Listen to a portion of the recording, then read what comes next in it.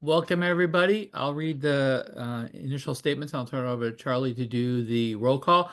The accessibility statement and Title VI non-discrimination statement. This meeting is accessible to people with disabilities. Microphones or telephones will be used by all speakers. If you would like this accommodation, please contact Mary Waldron at 508-583-1833. The Notice of Non-Discrimination Rights and Protections to Beneficiaries with regard to the federal Title VI non-discrimination protections and the state non-discrimination protections is included on this meeting's agenda and is available on the Old Colony Planning Council website at https //colony//oldcolonyplanning.org/. Please contact Mary Waldron at 508-583-1833 for more information. Thank you. And now, Charlie, you want to go ahead and do the roll? Yes, Steve Wolfel. Steve Wolf, representative Secretary and CEO of MassDOT. Monica Tippett's not here. Do we have Richard Bilski yet? He'll be joining in a minute. Celia Canavan. Here. Thank you. Tyler Bouchard, Kingston. Here. And I just take a moment. I'd like to congratulate Vice Chair Tyler Bouchard being elected as an MPO signatory. Welcome. Thank you for having me. I'm really excited to be here. Great. Thank you. Rich Bilski. Yeah. Hi, Charlie. I was just able to it was giving me some trouble trying to get in. Okay. Welcome. Dan Salvucci. Present. Mike Lambert. I see Mike on the call. And then Becky Collada. Present. Thank you. Chair, we do have quorum present. And I think we have some federal ex officios, Charlie. So. Yes, we have Kirsty Hostetter, Federal Transit. Yes. Hi, everybody. Great. Welcome. So I believe that's the roll call, and we do have a quorum present. All right, let's move to the next agenda item, which is public comments. Any members of the public would like to address the MPO today? All right, seeing none, let's move to agenda item 3, which are the minutes of, those are too small, Charlie. Oh, there we go. Agenda item 3 is the minutes of October 15, 2024. Can I get a motion second to approve the minutes? So moved, Dan from Whitman. Second. Becky. All right, any comments or changes on the minutes? Seeing none. Charlie, you want to read the roll? Steve Wolfel, Yes. Rich Bilski, Yes. Celia Canavan, Yes. Tyler Bouchard, I'm going to abstain. Dan Salvucci, Yes. Mike Lambert, Yes. Becky Collada. Yes. Thank you. Motion passes. All right, thank you, everybody. We'll move on to agenda item 4, which is the update report from Brockton Area Transit Authority. Michael, take it away. Thank you, Chair. Good news to report from here. We continue to run fare-free service, and that will be extended through the end of next fiscal year, so June 30th. Ridership continues to be strong. We had a few 14,000 trip days over the past few weeks, which has been great to see. We are also about to roll out the first of our battery electric buses. You should be able to see those on the road starting in early December. So keep your eyes open for those. And finally, we are close to rolling out a partnership with Uber that will provide subsidized overnight employment trips. So between 9 p.m. and 6 a.m., we will help subsidize people's trips to or from work throughout our entire service area.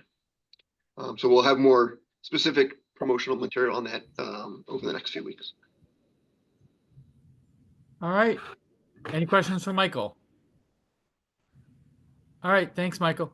All right, we'll move on to the next agenda item, which is agenda 5, which is an update from GATRA. Is anyone from GATRA on today?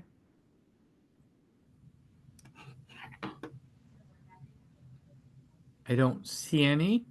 So let's move to agenda item 6, which is MassDOT District 5 update on projects under design and construction. Rich, are you doing this or is it Barbara? Mr. Chair, it's Bob. All right, go ahead, Barbara. Thank you. Good morning, everybody. Barbara LaChance, Mass DOT District 5 Planner. Give you some updates on projects that we have on the current tip. The Easton project, corridor improvements on 138 including improvements at the Route 138 and Elm Street intersection.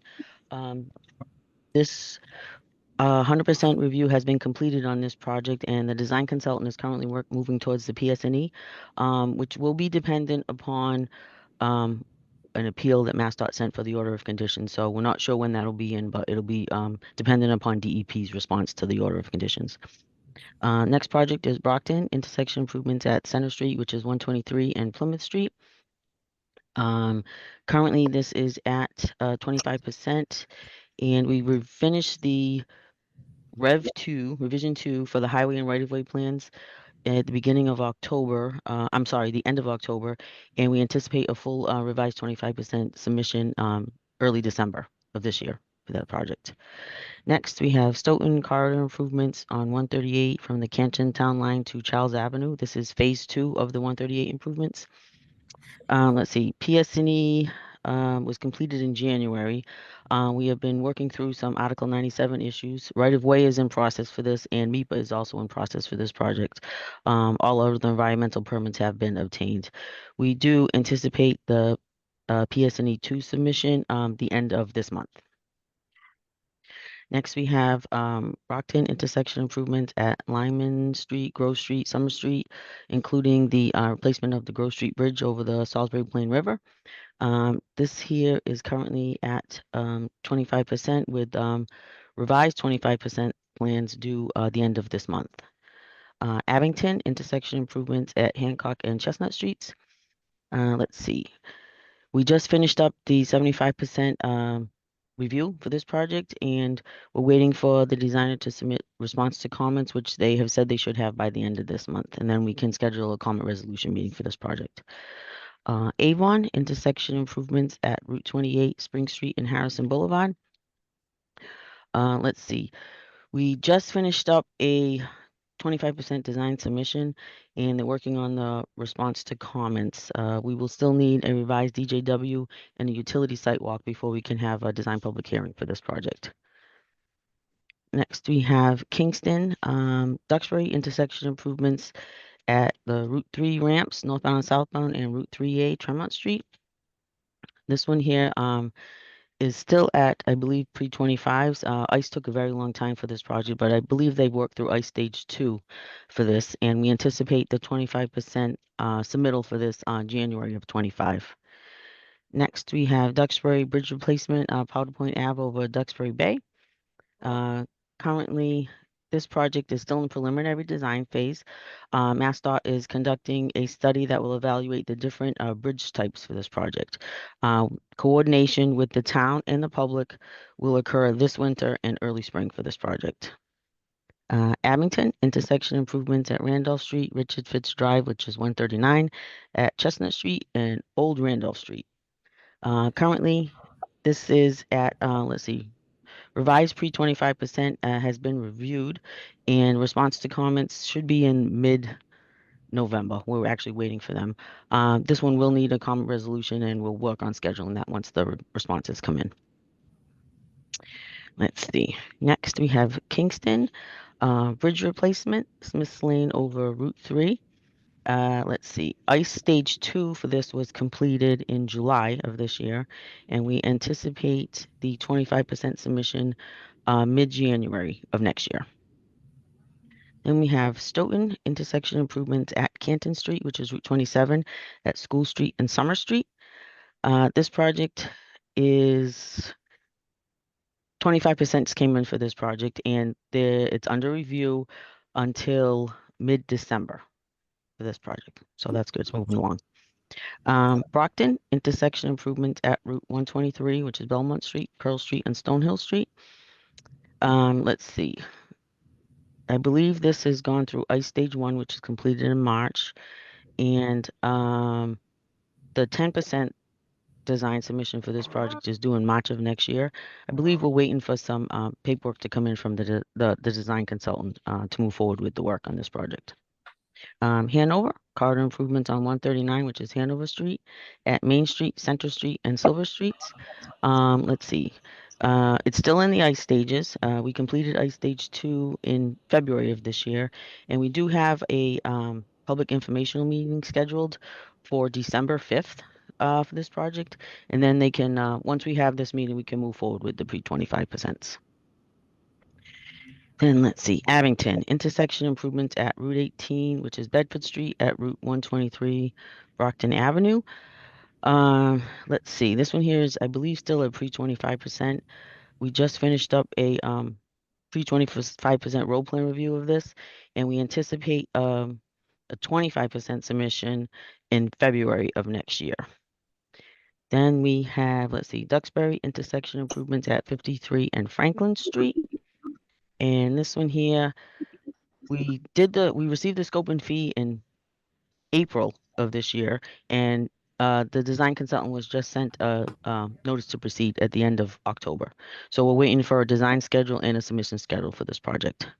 And I think that's it for my updates for today. All right. Anyone have any questions for Barbara? Allison? Yes, for the Duxbury Powder Point Bridge, when will you know more about the public participation process? You said winter, spring, but that's kind of a long timeline.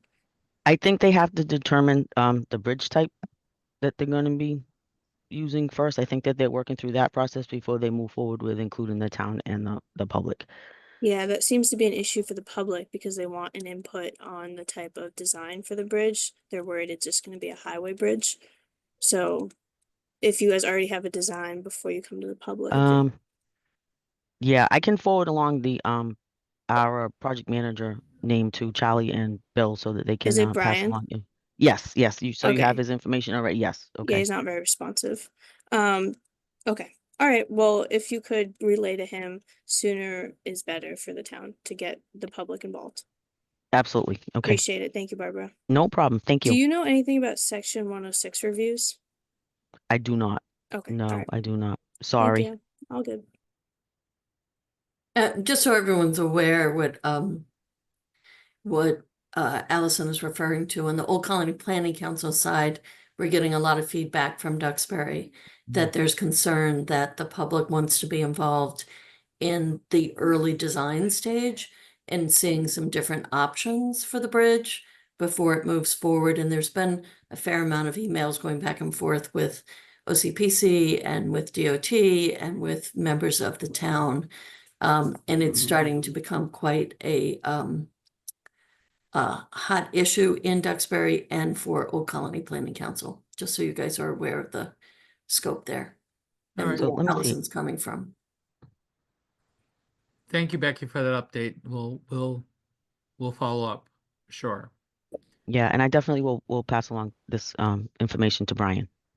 Thank you. So no problem. Thank you. Any other questions for Barbara? All right. Thank you, Barbara. Thank We'll you. now move on to agenda item 7, which is the federal fiscal year 2025 to 29 tip. We have a couple of actions, so I'll turn it over to Bill. Thank you, Mr. Chair. Excuse me, Mr. Chair. So we noted we have a couple of actions today. So the first is adjustment number 2. So we're going to adjust 2 projects in the tip, that being the Powder Point Bridge project that we just spoke of, and also the Vernon Street Bridge project in Bridgewater. And then following that, we will have an amendment action to program in 4 discretionary grant projects from the bipartisan infrastructure law into FFY 2025. So if you want to forward to the next page, I'll go through the adjustment first. So this is adjustment number 2. You can see on your page there. So for the Powder Point Avenue Bridge or Duxbury Bay, this is a funding source change. So we're changing the funding source in 2027, 2030 from discretionary grant funded earmarks or discretionary grant funded projects to state priority reliability projects. The program amount does not change. The scope of the project does not change. This is just a matter of how the project's being paid for. Excuse me. I will note that obviously it says 2030 there, and that's beyond the scope. That's beyond the time frame of this current tip. But since it is advanced construction and there's going to be funding is going to extend it to 2030, that needs to be reflected in tip as well. So that is why 2030 is showing up on here. And then the next item. So the next item is a project cost project cost estimate revision on the Vernon Street Bridge Rehabilitation Project in Bridgewater. So this is a reduction in the cost estimate, about $2.5 million. This does not meet the threshold that we would normally consider for an amendment. So it's considered the overall project cost change is minor enough that it would be an adjustment and does not require a public review and comment period. So these are the two adjustment items that we're presenting today. As I mentioned, they do not require public review and comment, but rather just a vote of approval by this board. All right. Question, Allison? So for the PowerPoint bridge, I know you said the scope won't change, but because it's now a state prioritized reliability project, is that going to change the community's ability to, have a wooden bridge or any sort of appearance that they like? Is it going to minimize our public participation at all? No, it does not. It doesn't change anything about design or the public participation process. It's just a funding category change. Okay, thank you, Bill. You're welcome. All right. Anyone else have any questions for Bill on the adjustment? Adjustment number 2. All right. Can I get a motion and second to approve adjustment 2? As I will detailed? motion Dan from Whitman. Is there a second? Second. Tyler from Kingston. All right. Any last questions? All right. Charlie, read the roll, please. Steve Wolfel, Yes. Richard Bilski, I think Rich got kicked out. Can I vote for him? Yes. Yep. Thank you. thank you, Barbara. Celia Canavan, Yes. Tyler Bouchard, Yes. Dan Salvucci, Yes. Mike Lambert, Yes. Becky Coletta. Yes. Motion carries. Thank you. All right. Thank you. Bill, you have a tip amendment that needs to be considered to go out for public review, correct? Correct. right. So thank you. This is amendment number 1. So as most of you know, this region was fortunate to receive several grant awards through the bipartisan infrastructure law discretionary grant programs, and these are four grants that need to be programmed into FFY 2025.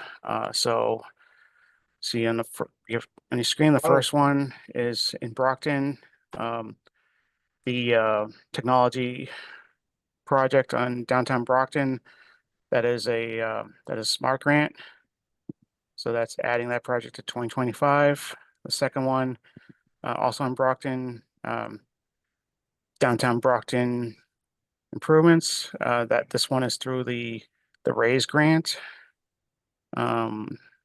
Also third, also in Brockton, safety demonstration project on at 3 intersections on Main Street. This is a safe streets for all funded project.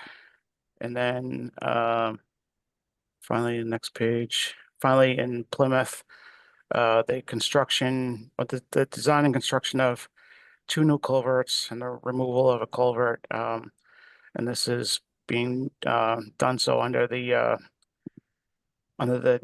National Culvert Program, specifically the Aquatic Organism Passage Program that qualifies these culverts for this grant program. This is an amendment action, so this does require a public review and comment period. So I'll answer any questions, but if no questions at this time, I'd ask the board to entertain releasing this draft amendment to a public review and comment period. All right. Can I get a motion second to release it out? Then I'll open up to questions. I'll motion that Dan from Whitman. Is there a second? Seconded. Second. All right. Who was the second? Celia from All right, Celia. Brockton. All right. Any questions for Bill? Seeing none. Charlie, you want to read the roll, please? Wait, could I? Oh, sure. Go ahead, Becky. I'm having some issue. I can't figure out how to raise my hand in this way I have it set up here. Sorry about All that. right, no problem. Just for the record, Bill, could you tell us how these are grants that were put through by Brockton and by Plymouth? Or are these grants that were put through by DOT or OCPC? These were all initiated locally, so the three in Brockton were initiated by the city, and the one in Plymouth was initiated by Plymouth. Okay, I'd just like to have that on the record. If Yep. people look at this, they may wonder why Brockton and Plymouth got grants that other people didn't get, and it's worth people noting that Yeah. these are grants these towns are going after to improve their towns. Okay. Thank you. You're welcome. Yep. Any other questions or comments? We have a motion and a second.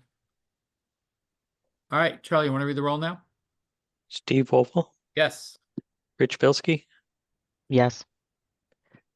Thank you, Barbara. Celia Canavan, Yes. Tyler Bouchard, Yes. Dan Salvucci, Yes. Mike Lambert, Yes. Becky Coletta. Yes. Thank you. Motion carries. All right. Thank you, Bill. We'll now move on to the next agenda item, which is agenda item 8, which is a number of corridor updates under the Unified Planning Work Program for federal fiscal year 2025. The first one up is the Route 3A corridor study in Plymouth. Yep. Thank you, Mr. Chair. So as this page notes, we do have 3 corridor studies being completed in the 2025 Unified Planning Work Program. So the first one I'll speak on is the Plymouth project, which is looking at the Route 3A corridor in South Plymouth. So that is from Standard Street down to the Bourne Town Line. Looking at Route 28 corridor in Avon and the Route 104 corridor in Bridgewater. So all these corridor studies, they have common components between them. So they're all going to involve a robust public outreach component that'll include surveys and meetings with stakeholders. They all feature an assessment of existing conditions, both the existing infrastructure, existing traffic, existing crash histories, existing land use, existing trip generation. So we'll look at all that. We'll perform a needs assessment. So we'll look at need in the future, what's going to be needed to bring these to serve future needs on these corridors. It focuses on all users, so not just vehicular traffic, but looking at vulnerable roadway users too, so pedestrians, bicyclists, those in mobility assistance devices. Looking at transit, 2 of these corridors have transit on them.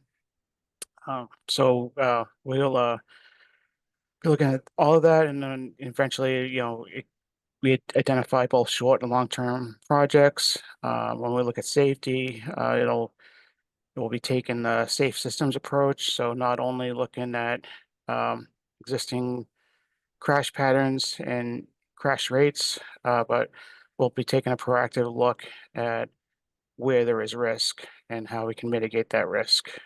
So that is incorporating the safe systems approach into all 3 of these studies. So with that, I'll start talking specifically about the Plymouth project. So if you just want to forward to where the PowerPoint begins. So you can see this is the 3A corridor study, South corridor study. So as I mentioned, it goes from Sandwich Street, which is kind of the midpoint of this corridor in Plymouth, down to the Bourne Town Line. In total, it is 16 miles of roadway, 14 miles of that are on Route 3A, but we're also going to look at Herring Pond Road, which branches off of Route 3A on the southern end of the corridor. That's where the ramps to Route 3 are located, and it's another access point from the town of Bourne.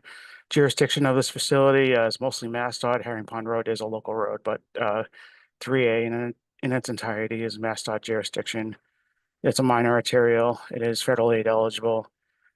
And as I mentioned, the purpose of this project is to look to identify short and long term improvements that can both serve the future needs of this corridor, as well as mitigate risk for serious injuries and fatalities on the system. So the study process, the stakeholder meetings, public meetings, and conducting a survey. So all of these are currently kicking off. We have a survey in development. We're just going through, put that out to a translation service, and then we'll be making that public on these corridor studies shortly, and we're already engaging with stakeholders along the corridor. And Plymouth has provided a list of names of people who would like to be included in updates on this project and serve as almost an advisory committee on this project, and we're happy to do that. So we're compiling that list as well.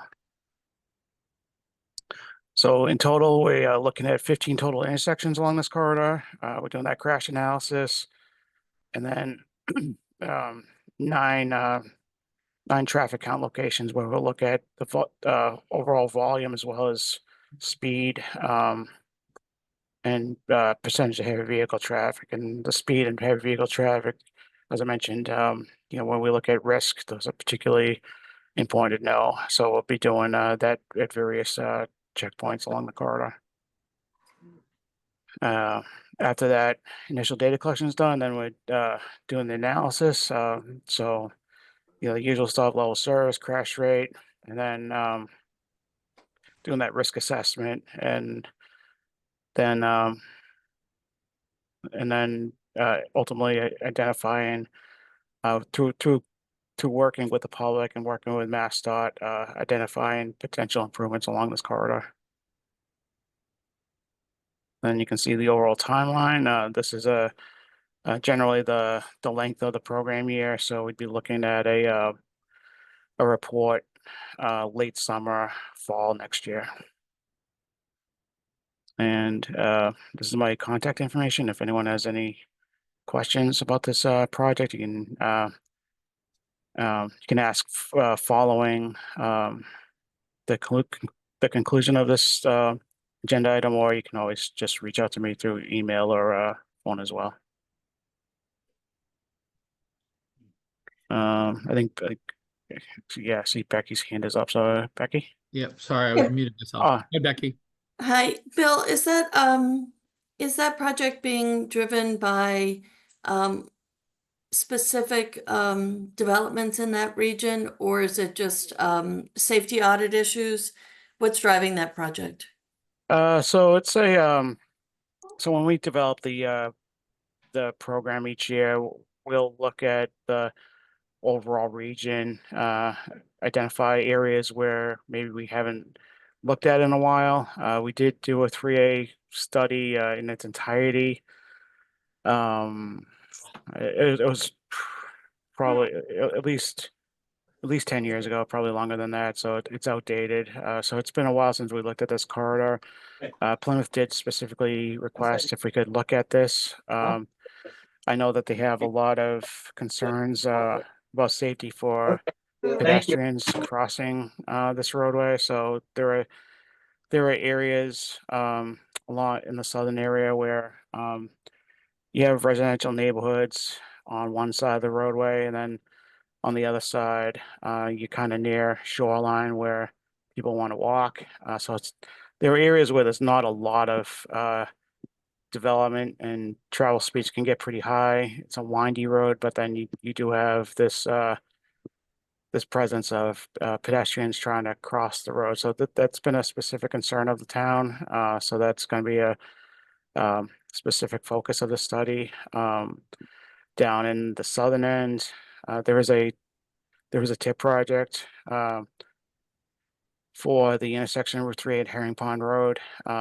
That southern end, the Cedarville neighborhood, that's been an area of focus for off and on over the years. So that's that also brought our attention overall to the entire corridor. But generally, it's just it's either the community reaching out to us after we so in the early part of the year, we'll at JTC NPO will mention that we're developing the UPWP. If you have any ideas, contact us. So there's that, and that is how Plymouth contacted us about this study. Or then there's also just internal review. So if we know of an area, for example, if we know of an area where we're just seeing a lot of crashes and we haven't looked at it in a while, that might prompt a corridor study. If we just know there's going to be a lot of development happening, we might do a corridor study. So those are that's kind of the methodology and how these get developed. Thanks, Bill. You're welcome. All right. Anyone else have any questions of Bill? No. All right. Thank you, Bill. Let's go into the next one. Hi, that would be me, Ray. So I'm just, as Bill said, a lot of these CARTA studies have a lot in common. I'm going to get to try to get to the specifics of Route 28 in Avon. Next, please. Next one. So the geographic scope in Avon for the Route 28 CARTA study is approximately 1.7 miles from the Brockton line north through Avon Town Center, and it ends at Randolph Town Line. It's under the jurisdiction of Mass DOT, and it's principal arterial classification. It's federal aid eligible. It is a 2-lane and 4-lane cross section. Most of the 4-lane cross section is south of Harrison Boulevard towards to the Brockton line. And the purpose of the study is to develop short-term, long-term improvements and improve circulation, as well as safety, as Bill had mentioned before, to plan for growth, any growth in the corridor that's going to impact traffic. We want to try to capture that to try to discern any future impacts on the corridor. And of course, we consider all road users, vulnerable users, pedestrian, bicycle, as well as transit, try to integrate pedestrian and transit facilities to help facilitate people using transit. Next, please. The study process has public outreach that includes stakeholder meetings, public meetings, and we are also developing an online survey. We look at the demographics, and the state of Massachusetts has a really great interactive map to show those people that speak foreign languages in the different towns. So through that and through other demographics, try to come up with those languages that meet the safe harbor thresholds for translating documents. Next, please. The study process includes data collection and analysis, level of service analysis at 6 intersections, crash analysis at those intersections. Also, we're flagging for the top 200 crash list. And we also have 10 automatic traffic recorder locations to count 24-hour traffic. And they do speed studies as well as discern the percent of heavy vehicles in the traffic. Next, please. Future traffic estimates based on land use growth, as I said, looking at future level of service analysis based on any developments in the corridor. So we're going to work closely with the town to try to discern that, and improvements based on the recommendations and improvements for the study, and the conclusions are going to be based on public outreach, the analysis, and any other improvements that are already planned. Next, please. And that includes the town is already being proactive. They have some concepts of changes in the Avon Center, particularly along Route 28 for pedestrians to widen the sidewalk. There's a few businesses there to have better safety for pedestrians. And at the intersection to the left of this is a skewed intersection, kind of a Y intersection at West Main Street and East Main Street. This concept, which was developed for the town, it kind of makes it a right turn. Right now, there's a channeled right turn, and cars go really fast, and this makes them go at a 90-degree angle to take that right turn on southbound to West Main Street. And also we did a road safety audit for this area on October 9th at the request of the town of Avon, and we are finishing that up. We are going to distribute that based on, right now we're getting all the comments and changing the report, revising the report based on comments by the stakeholders, Mass DOT and the town of Avon. Next, please. And we also have further south at the intersection of Harrison Boulevard and Route 28 and East Spring Street and West Spring Street, there's currently a project 611979, 25% design. And this summarizes some of the improvements. And it signalizes the east-west Spring Street intersection. It realigns Harrison Boulevard and improves the sidewalk and it accommodates bicycles. And it also has a double left turn at the Harrison Boulevard intersection. So that helps. So if you're coming northbound on Route 28, you want to take a left onto Harrison Boulevard. Right now, there's a single lane and the queues just back up right into traffic. So they're putting a double lane there, as well as coming from Harrison Boulevard, going left. Next, please. And this is our study timeline, which is similar to the Route 3A corridor study. We're in October, November. We've done a lot of the data collection. We're working on the existing levels of service analysis and the crash analysis. And also we need to schedule stakeholder interviews and get the survey online. We do have a draft survey, and as Bill said, we expect at the end of next summer we'll have the report to distribute to stakeholders, and by the fall we'll finalize. Any questions or comments? Thanks, Ray. Any questions for Ray? All right, seeing none. Thank you, Ray. You're welcome. All right, we'll move on to the last one, last court update. Mr. Chair, this is a project for Bridgewater Route 104 study. Yep. Thank you. This project is funded through UPWP 3400. So Bridgewater Route 104 is running east to west in general direction within Bridgewater. At least two census block group is within the environmental justice area. The corridor is urban minor arterial road. It travels through a lot of important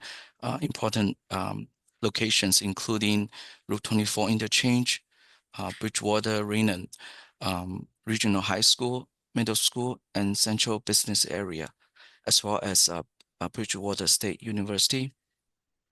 So as Charlie host the corridor, the high priority corridor study screening. So this project is one of the corridor was identified about 2 years ago as high priority within at least eight different category, including the traffic operation, safety, economic development, readiness for improvement. So there's a full report being provided on the chat box.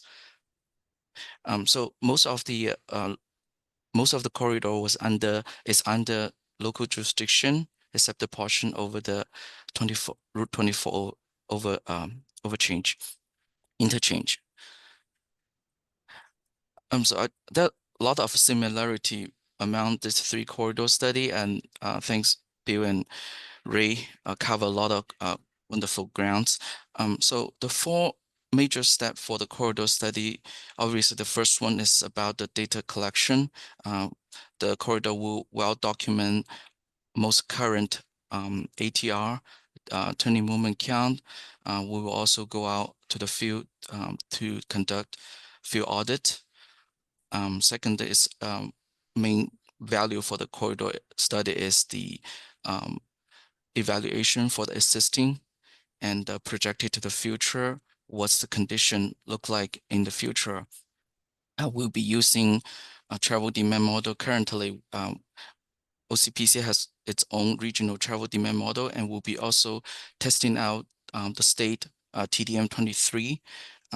So that will allow us to develop any scenarios, including widening the road, make new connection that have all potential opportunities. We will include the public and the stakeholder throughout the whole corridor study. We will be working with DOT, Bridgewater, and we look forward to the collaboration. So as Ray mentioned, we have a draft public survey that have about 15 questions, including the demographic and also the public opinion about future planning, such as bike lane, transit use, and questions including congested location, unsafe locations as well. Next, please. The major product, it's it's a data-driven, it's conventional traffic study. We will include the maps such as pavement condition, land use, zoning, some environmental layers that help us to provide informed decision-making process. The recommendations will include complete street philosophies, MUTCD. We will review all the road condition in compliance with the best practice as well. We have this is not a traffic study or engineering study. It's a planning level corridor study plan. So, but we will help provide documentation for the future traffic engineering studies. Next, please.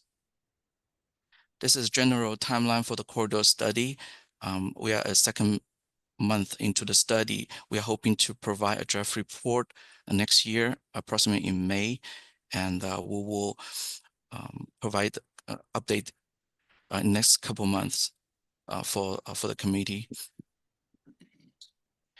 And this is a team effort from a group of expertise from OCPC, also working with DOT and the town community, as well as with the public. I'm happy to take any questions you may have. Thank you. All right. Are there any questions? All right. Thank you very much. Thanks. All right, let's move to the next agenda item, Charlie, which is agenda item 9, administrative matters, other business, and date and time of next meeting. Take it away, Charlie. Thank you, Chair. So we have a couple of announcements for everybody on the call today. And the first is to save the date for the 2025 MassDOT Innovation Conference. It's going to be May 6th and 7th at the DCU Center in Worcester. And advanced materials are coming soon. Thank you. So as Bill McNulty reported on earlier about discretionary grant opportunities from the US DOT, we have 2 announcements for the group today. The first being the Protect Notice of Funding Opportunity, and that's to provide grants on a competitive basis for projects to strengthen surface transportation to be ultimately more resilient. So you can apply for planning, you can apply for specific projects, and importantly, MassDOT has a Massachusetts Resiliency Plan, and if there are projects identified on there, it may help reduce some of the matching requirements. And application deadlines are first February 24th, and the ultimate deadline is coming up soon. So next slide. And the next is another GRACE grant opportunity, and previous iterations of this under different surface transportation bills. You might have heard it referred to as Tiger Grant or Build Grants, but this is very similar. And as you saw earlier in the presentations today, Brockton has been successful in applying for a RACE grant. Next slide. So along with these grant opportunities, the good news here is the Governor Healy administration's launched the Federal Funds and Infrastructure Office, and they're a resource and they're there to help on the many discretionary grant opportunities. And they have monthly meetings, and the next one is November 26th at 2 p.m. And a person that you may have known on some of these calls, Derek Cravatt, he has slid over to a new position within the MassDOT Office of Transportation Planning. Chairman, could you remind me of the actual title of Derek Cravatt? Derek is the manager of municipal grant engagement. Great, thank you. Derek's been a tremendous resource so far. Working with communities and entities to help shepherd some of these ideas through concept to applying for the grants as well. So he's a tremendous resource. And actually, Bill, or Kyle, would you put Derek's contact information in the chat?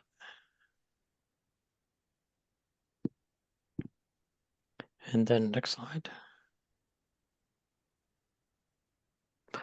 So December 4th at 5:30 is the 2024 OCPC Annual Summit. There's a RSVP link here in your chat, and it's also on our website. So we hope to see you there. Next. One of the things that Bill McNulty is shepherding through our local process here is development of the Old Colony Safe Streets for All Regional Action Plan. And they'll be having a public meeting on December 11th at 6 p.m. and details to follow on our website there at oldcolonyplanning.org/SS4A. And this will be an opportunity for the public to come and participate, offer comments on what they see as priority intersections. And I also note that our consultant has developed a high injury network and has posted an interactive map on this website where consumers and people in the region can offer their perspective on what they see as key areas that are in need of improvement. And it's not limited to just people in the region, but people that travel through the region. So if you say live in Worcester, but you travel to say Bridgewater and you say, I've noticed this issue going on with this intersection in Bridgewater. So this interactive map is open to anyone and everyone that wants to enter their comments. So it's a great resource. And next slide. So here's our schedule of some of our upcoming meetings. As you've heard earlier, there was a TIP Amendment 1 released to a public review and comment period. So that would necessitate a need for a December 17th meeting at 10 a.m. And then further down the list, you can see our schedule going into the new year. But we politely ask that you save those dates and join us for conversation about regional transportation planning. All right, thank you, Charlie. So I do think we'll have the TIP amendment that we just voted on, I would assume, for next December. So try to December 17th. So please try to make sure you can make that meeting. And with that, can I get a motion second to adjourn, please? I'll make a motion, Dan Salvucci, Whitman. Second, Tyler Bouchard, Kingston. All right, all in favor of adjourning, please say aye. Aye. Aye. Aye. All right, thank you, everybody. Be safe. Have great Thanksgivings with your families, and we'll see you in December. Thank you, everybody. Thank you. Bye. Thank you. Thank you.